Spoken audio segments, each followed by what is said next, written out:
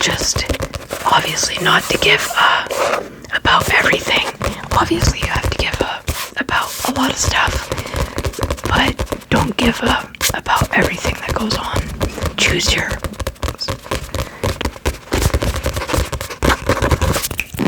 Next is the 48 Laws of Power. I've read this book once fully, and I'm in the process of reading it again. I've got a bookmark in there. I'm going to go over some of my favorite laws with you guys. I had to write them down because obviously there's 48 of them, so it's hard to remember. Law 9, win through your actions, never through argument. Law 10, infection, avoid the unhappy and unlucky. It states that people's emotional state are more infectious than diseases. The unfortunate draw misfortune on themselves, they will also draw it on you. Associate with the happy and fortunate instead. Law 16, use absence to increase respect and honor. Too much circulation makes the price go down. Pretty much too much of you makes your worth go down, so kind of just use abstinence to increase your respect and honor. Law 25, recreate yourself. Recreate yourself by forging a new identity. Law 28, enter actions with boldness. If you are unsure of a course of action, do not attempt it.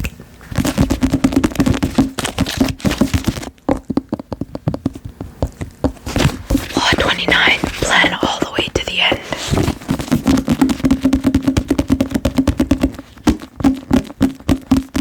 Law 40, despise the free lunch. What is offered for free usually involves a trick or hidden obligation. Law 44, the mirror effect. It states that if someone continues to do you wrong, mirror their actions and it teaches them a lesson. The next book I read was Atomic Habits. It taught me to put systems in place to be able to reach my goals.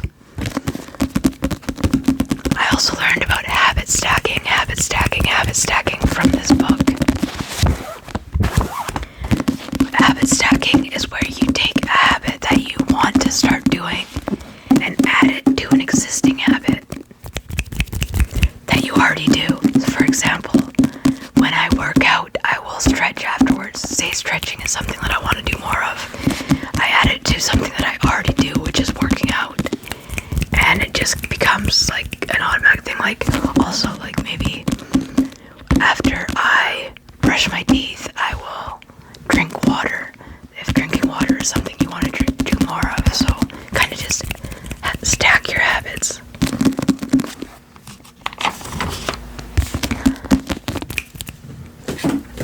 I'll take this working. It's got a nice texture. The next book I read is The Slight Edge. It taught me that success is achieved through small, consistent daily wins that build momentum into success. So pretty much doing the small tasks daily that will eventually snowball and build up into the success you want. But pretty much you gotta do those small tasks every day. Master your emotions. I read this book once fully and I started reading it again too. It helped me reprogram my mind to experience more positive emotions. I learned how to deal with negative emotions and understand how emotions work and specific techniques to manage them as effortlessly as possible. As effortlessly as possible. As effortlessly as possible. A little fact about me is that I've worked out in counseling over the years is that I have a hard time kind of noticing my emotions and expressing my emotions and what emotions I feel. I have a hard time noticing my emotions, like it just just stems from a childhood thing that we figured out in counseling. But yeah. The next book is Think and Grow Rich, Think and Grow Rich. I'm currently in the process of reading this. But the three main things I've gotten out of it so far is desire, faith, and persistence. This book follows more than 500 wealthy, successful people over years of their lives to give the money-making secrets that they figured out. It's teaching me a lot so far. I read this every couple days. Next we've got Meditations from Marcus Aurelius. It's a composed list of spiritual philosophical reflections of the Roman Emperor Marcus Aurelius. It really made me think differently about a lot of things in life. It's just a lot of his thoughts that he puts down on paper, and as you can see, I'm in the middle of reading it right now. I haven't read the whole thing yet, but it's actually really good. It makes you think a lot. It's really philosophical.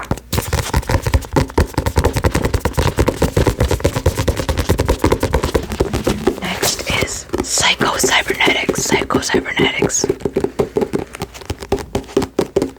It taught me that in order to be successful, you have to change your identity and the way that you see yourself to the person that is who you want to be. It also taught me about the power of visualization. The brain can't recognize the difference between real and imagined.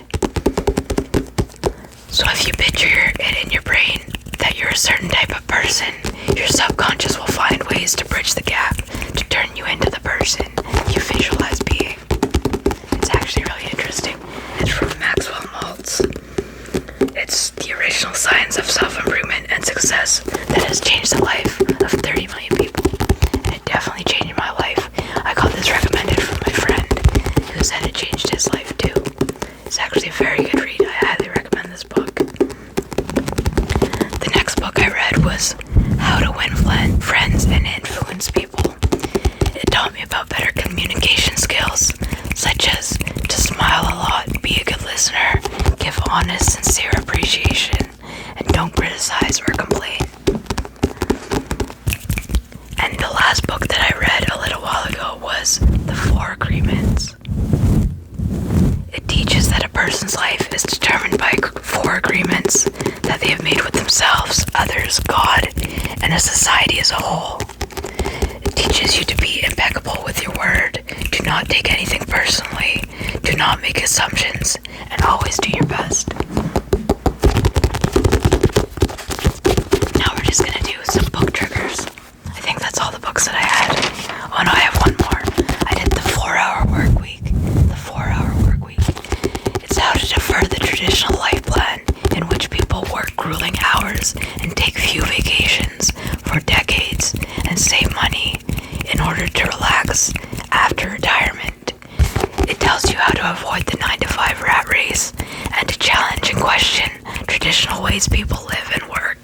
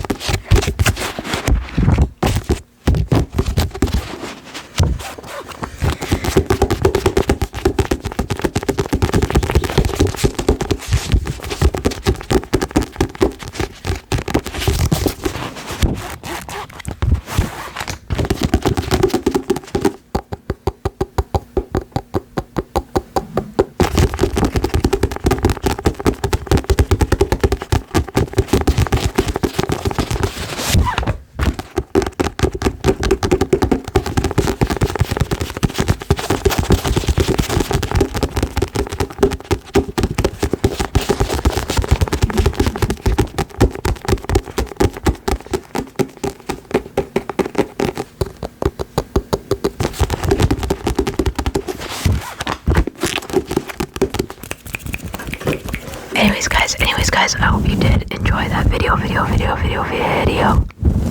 you enjoyed that video. Take care guys, I'll see you guys